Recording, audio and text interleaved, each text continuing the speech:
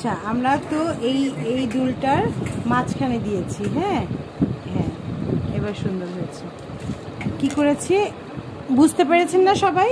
যে আমরা এখানে এরকম করে বানালাম, এরকম একটা ডিজাইন হলো।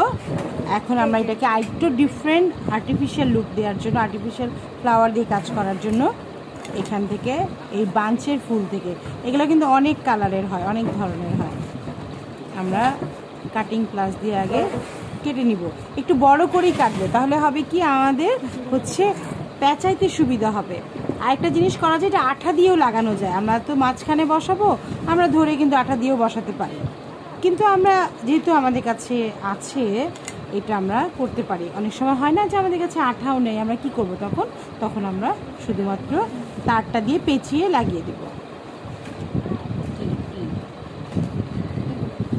এই যে কাটিং প্লাসটা হচ্ছে এরকম জাস্ট ধরে একটা জোরে চাপ দিব, কেটে বের হয়ে গেছে। এখন ঠিক এটার মাঝখানটাকে আমি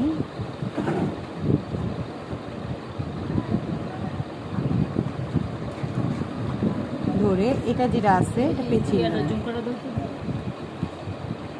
বানানো হয়েছে। এটা এটা এটা কিন্তু আমার মেয়ে বানিয়েছে, এটা দেখালাম, আমার মেয়ে বানিয়েছে, দেখালাম।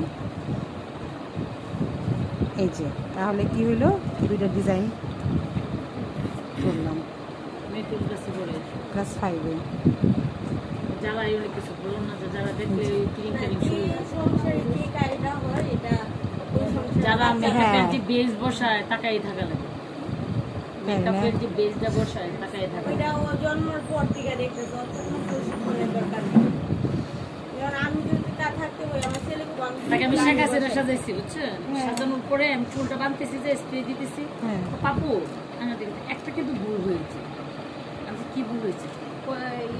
প্রধানমন্ত্রীর চুল তো সাদা আছে, কিন্তু আমার চুল সাদা কোনো নাই। আমি তাও তো কথা কিভাবে করবো? তুমি তোমার কাছে কি এ দিবা?